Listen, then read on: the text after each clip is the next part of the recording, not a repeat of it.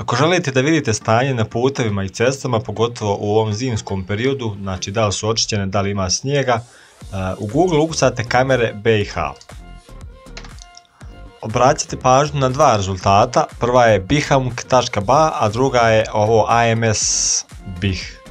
Obe stranice prikazuju, imaju fin broj kamera i pogledat ćemo i jednu i drugu stranicu.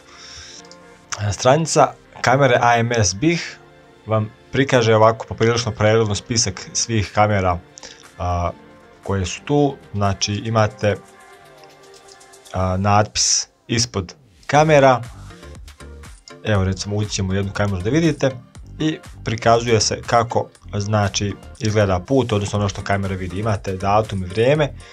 Inače da znate, kamere ne prikazuju konstantan snimak, već se snimak ažurira svakih par sekundi ili minut ili 2 minuta, nisam sad siguran tačno kako za koju kameru, ali uglavnom snimci su svježi, znači eventualno kasnije po par minuta.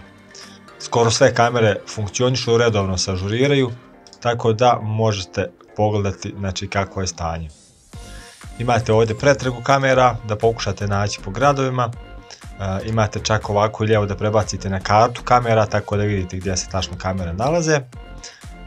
A imate i spisak ovdje lijevo graničnih prelaza, tako da možete pregledati i granične prelaze. Druga stranica, ova bihunkova, vam odmah pokaže kartu kamera koju možete povećavati, umanjivati na miša ili na tap ako ste na telefonu. I kada tapnete na kameru, pojavit će se mali prozorčić sa kamerom i tako isto možete vidjeti znači, stanje na putevima.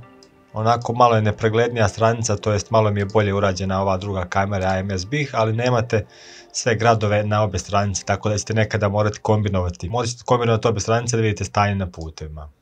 Ako ti je ovaj tutorial pomogao, prijavi se na moj kanal jer snimam zanimljive i brze tutoriale o hardveru i softveru, a svakako podrška dobrodošla. Hvala!